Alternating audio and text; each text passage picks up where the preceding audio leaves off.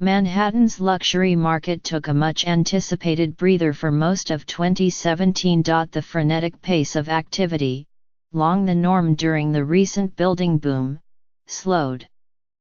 Many high-end and ultra-high-end listings faced deeper price cuts, more time on the market and fewer bidding wars. The overall residential market, however, remained healthy, with continued strong demand for an ever-tight supply of entry-level and mid-market homes. The year's priciest transaction occurred in the final days of the year. 3 combo-ready penthouses on the 92nd and 93rd floors of the super-tall 432 Park Avenue sold to an unidentified buyer for $91.13 million. Each of these half-floor sponsor units had been priced at around $40 million. This was the most expensive sale in the building and the third highest ever for a single residence in New York City. Brokers and other industry professionals expect the market to remain relatively stable through 2018 as the pipeline of so-called legacy contracts, deals often signed by buyers worldwide years ago while developments were under construction, some carrying stratospheric prices, continues to dry up. We're closing out of an era of new super luxury developments from over the last 5 or 6 years, said Jonathan J. Miller, the president of the Miller Samuel appraisal firm. They have been built and sold, and we're moving on to the next phase. Daniel Levy, the chief executive of City Realty, which tracks apartment sales in Manhattan and Brooklyn, said he believes the market has found its equilibrium. Comparing 2017 data with that of the previous year, he discovered year-over-year virtually identical, almost within pennies of each other. Closed transactions for all Manhattan condominiums and co-ops were projected to total 12,000 in 2017. With sales reaching $25.9 billion. This compares with 11,853 transactions and $25.8 billion in 2016, according to City Realty's year-end report. Apartments priced at $10 million and above made up 18% of these sales, those under $1 million were 13%. The average sales price was unchanged at $2.2 million, the report said. This is a sign of a steady, strong market, Mr. Levy said. It's not crazy in either direction. If you're a buyer, you don't have to buy the first thing you see. If you're a seller, you don't have to wait forever to sell it. Many sellers, though, did have to adjust prices to reach a deal. Buyers, more discerning and cautious, eschewed properties considered overpriced or unremarkable, especially on the luxury side, where inventory was more plentiful. The average discount on all condos was around 9%, Mr. Miller said, adding that the price drops helped spur sales. Sellers unwilling to budge on price often saw their listings sit. At the high end, a lot of sellers still believe in aspirational pricing, said Hall F. Wilkie, a president of Brown Harris Stevens, and this is not a market for aspirational pricing. Pamela Liebman, the chief executive of the Corcoran Group, also noted a huge buyer resistance to this tone that sellers took over the last several years, when buyers were so anxious for a good apartment that they would pay anything. Manhattan resale listings spent more time on the market in 2017, according to Corcoran data, especially higher-end homes. The average for those costing $10 million or more was 213 days, up from 206 in 2016. For under $1.5 million, it was 90 days, up from 81. New development's developers sustained a steady pace of new construction, luxury condominiums continued to fill up. Many new developments saw quite a few deals in 2017, said Kelly Mack, the president of the Corcoran Sunshine Marketing Group, Corcoran's new development arm. Nearly 2,400 units opened for sale, which was slightly below the yearly average of 2,500 units for the last 10 years, Ms. Mack said, although available new development inventory was still up around 15% from the previous year. It's not surprising buyers are acting with less urgency than they were in 2014 and 2015, she said. They can shop multiple developments. The City Realty report projects 1,750 new development units will be sold in 2017, down from 1,841 in 2016. Leading the way in volume, it said, was 56 Leonard, the Yenga-like glass skyscraper in Tribeca. This distinctive 60-story tower had its priciest closing this past year with the $47.87 million sale of its top-floor penthouse. This was also the city's sixth highest transaction. Also in Tribeca, a penthouse at 443 Greenwich Street sold for nearly $44 million, the city's 10th highest. The building has been popular with celebrities. The actors Meg Ryan and Jake Gyllenhaal each bought there several months ago. The comedian Mike Myers also made a purchase, but in an apparent change of heart sold it weeks later at a loss. And at the Greenwich Lane, a nearly block-long complex on the site of the former St. Vincent's Hospital campus in Greenwich Village, a penthouse closed at $40.04 million. Once again, though, 432 Park, the concrete and glass high-rise on Billionaires Row, between 56th and 57th Streets, dominated the city's top 20 biggest sales list. 6 transactions there made the cut, including the year's top sale, the duplex combo on the 92nd and 93rd floors, which totals nearly 12,000 square feet. The year's second most expensive closed sale was a penthouse encompassing the 85th floor of 432 Park. It sold for $65.66 million. A similarly sized penthouse 2 stories below was third, at $65.16 million. The building is currently the tallest residential tower in the Western Hemisphere, topping out at 1,396 feet. Other condos. Nearly all the top sales in 2017 were at condominiums.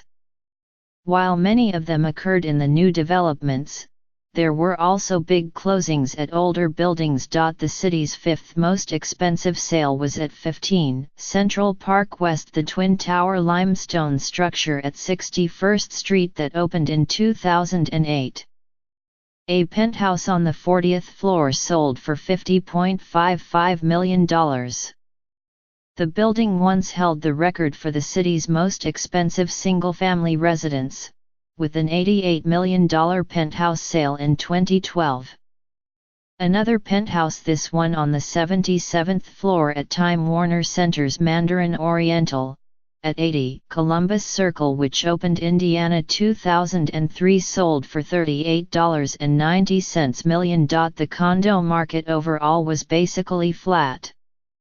The average price for all condo units was $3.1 million, unchanged from 2016, according to City Realty. The average price per square foot was $1,868, versus $1,888. Sales volume was projected to total 5,600, marginally lower than the previous year's 5,641. Still, the unit price is a big leap from 10 years ago when the average was $1.60 million. Co-ops. It was arguably a stronger year for co-ops, which make up the city's older housing stock. The average price for a unit in Manhattan rose to $1.4 million from $1.3 million in 2016, according to City Realty. Closed sales also increased, to a projected 6,400 from 6,212. Co-ops aren't dead, Mr. Wilkie said. There's interest in new properties with amenities, but keep in mind, 65% of the housing stock out there is co-ops. Upgrades at many pre-war buildings have helped sales. They're renovating lobbies and elevators, and adding gyms, said Scott Durkin, the president of Douglas Elliman Real Estate, really upping their game to attract buyers. The year's priciest co-op sale, at $55 million, and the city's fourth most expensive transaction, was a third-floor unit at the limestone-clad 960 Fifth Avenue at 77th Street. It was sold privately by the estate of Robert H. Ellsworth, a prominent dealer of Asian art who had lived in the building for more than 3 decades. The buyer was Carlos Alejandro Perez de Vila, a Colombian financier whose family controlled the brewing giant S.A.B. Miller. The second largest co-op closing was for $45 million. The actress Demi Moore sold her triplex penthouse atop the south tower of the landmark San Remo. It took her 2 years and a $30 million reduction from the initial asking price to close the deal. Still, it was the highest price ever paid for a residence at the twin-peaked building at 145 to 146 Central Park West, between 74th and 75th Streets. Another big sale, also a triplex, had an even larger price cut and lengthier market duration. The apartment, perched atop the Pierre Hotel, at 5th Avenue and 61st Street, sold for $44 million. It had been on and off the market for more than 4 years, and at one time had a $125 million list price. Townhouses. There was a steady flow of townhouse transactions in 2017, with the priciest houses just blocks from each other on the Upper East Side. Many of these sales also came with sizable price reductions. The 6-story Clarence Whitman Mansion, at 7 East 76th Street, was sold by the Japanese philanthropist Bungo Shimada. The price was $41.5 million. Property Records recorded the sale at $33.2 million, but the listing broker said another $8.3 million went to the seller's charitable foundation.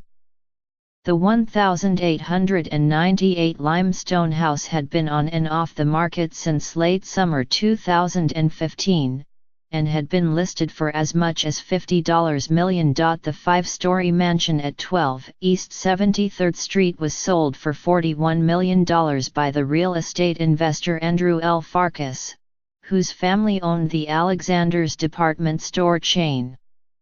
And nearby, 58 East 66th Street closed.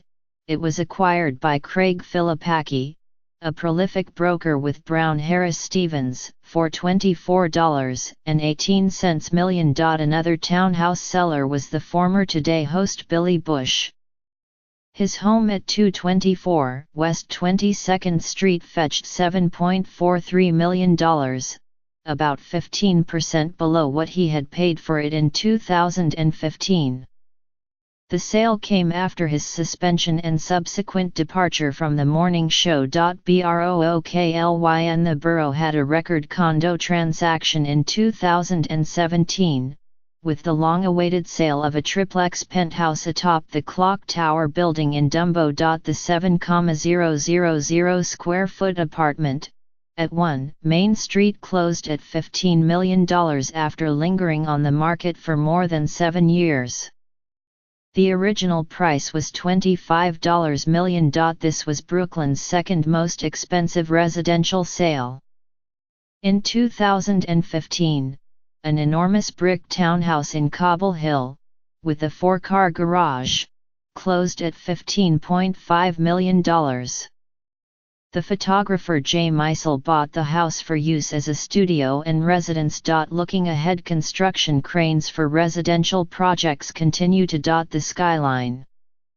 At least 72 new buildings will add 5,636 units to the Manhattan market between 2018 and 2020, according to another report by City Realty. Among the notable developments, 220 Central Park South, a limestone-clad skyscraper set to open in late 2018, and where a quadruplex was listed for $250 million. If sold for that price, or anywhere near it, this would be the most expensive single residence in New York City. The record is currently held by a duplex at the pinnacle of ONE57, in the heart of Billionaires Row at 157 West 57th Street. It sold in early 2015 for $100.40 million. Other coming developments include another super tall addition to Billionaires Row, Central Park Tower, on West 57th Street, which will rise 1,550 feet. Also, 53W53, on West 53rd, 1 Manhattan Square on the Lower East Side, and 15 Hudson Yards, the first condo in the Hudson Yards mega development. Market analysts are optimistic about sales despite the slowdown in the luxury. There are unique buildings that are so special because of location, amenities, or architecture that they can buck the trend, said Gregory J. Haim, the chief economist of Terra Holdings, the parent company of Brown Harris Stevens and Halstead Property. Gary Barnett, the founder and president of the Extell Development Company, said he's already seeing healthy sales activity at 1 Manhattan Square, which his firm is developing, along with Central Park Tower. We're comfortable with the pace of sales there, he said, though declining to disclose how many of 1 Manhattan Square's 815 units have been spoken for since sales began in 2016. Prices at that building, which will tower over the East River at the base of the Manhattan Bridge, are significantly more affordable there than at Extell's other developments, which include ONE57. They start at around $1.2 million for a one-bedroom and go up to $12 million for a duplex penthouse, Mr. Barnett said, adding that carrying costs are also relatively low because of a 20-year tax abatement. Mr. Barnett was also optimistic about future sales at Central Park Tower, which will have a Nordstrom department store at its base and 179 condo units.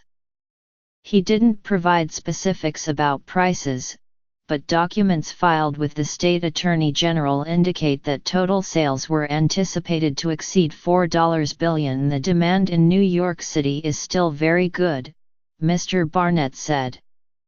People around the world still want to live here.